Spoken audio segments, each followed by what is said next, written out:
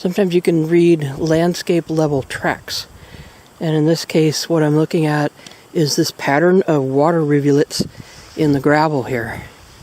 Now the river comes up and then it recedes, but normally that happens in the direction of the river's flow.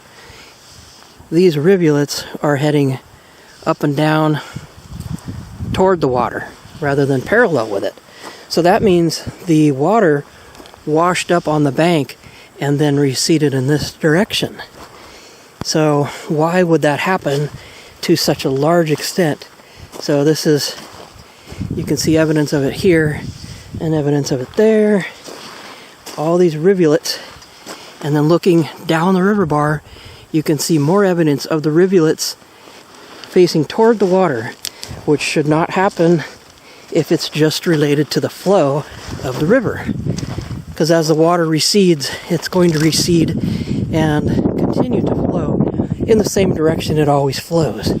However, in this case, there was a large landslide 2 days ago where huge chunks of rock, trees, and soil came down into the water.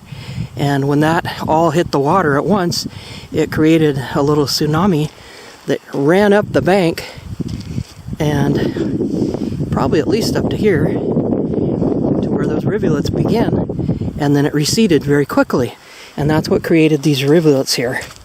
So you can do landscape level tracking and you can find things that are quite large. This is not an indication of an animal sign, but of a geologic function. This is something that if you look at the landscape as a whole, you can do tracking on a larger scale and look for things like this. Now this is a recent thing.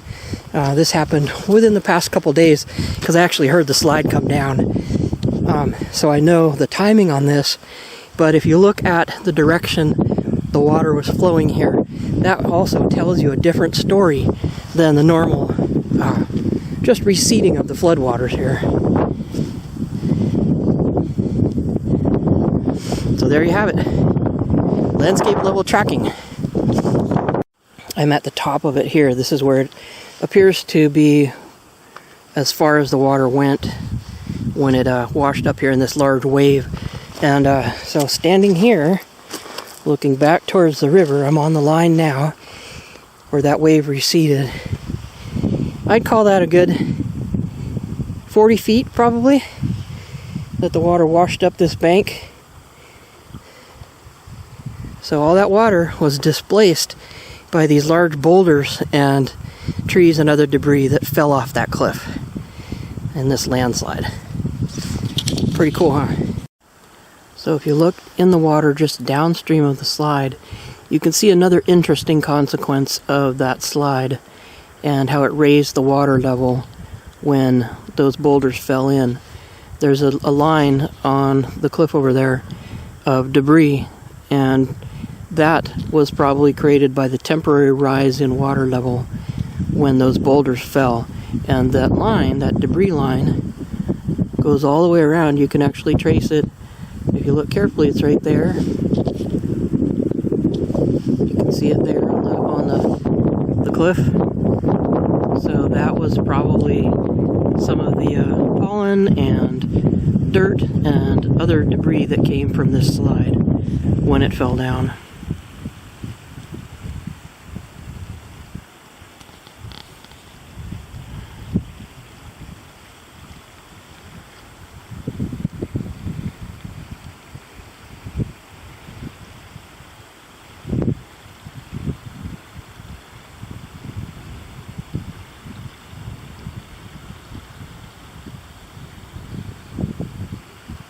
It also doesn't appear that it's finished yet. There's still rock faces that appear that they may still come down in the future. It's still an active slide. It could move at any time.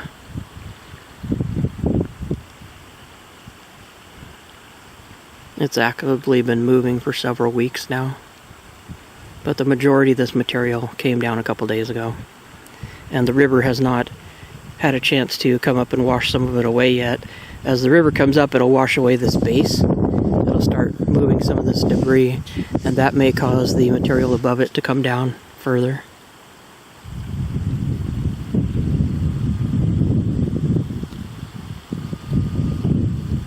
Certainly has altered the habitat, because that location, there's an otter haul out right over here that they've been using for years, and there was an otter haul out right here before this all fell. Right at the base there was a nice little flat spot that the otters used to use to haul out on, but that's gone now, so we'll have to see what happens as this changes over the coming years, what the animals will decide to use and what they won't use. Another part of landscape level tracking is looking at how high the water was last. And if you look at the what's called a rack line, this is the line of debris that was deposited by the water at its last highest level as it was flowing. So you can see all these branches and sticks lined up at what was the highest level of the water before it receded. So all this down here was underwater, and you can combine that with the damage caused by the landslide and see several stories that are going on here on a landscape level. And all that is learned through tracking and looking at the way the soil has moved and the forces that interact on that soil. So on a micro level, that happens with animal tracks. How does the soil react to the animal's foot? What sign is left behind? That's what makes tracking fun.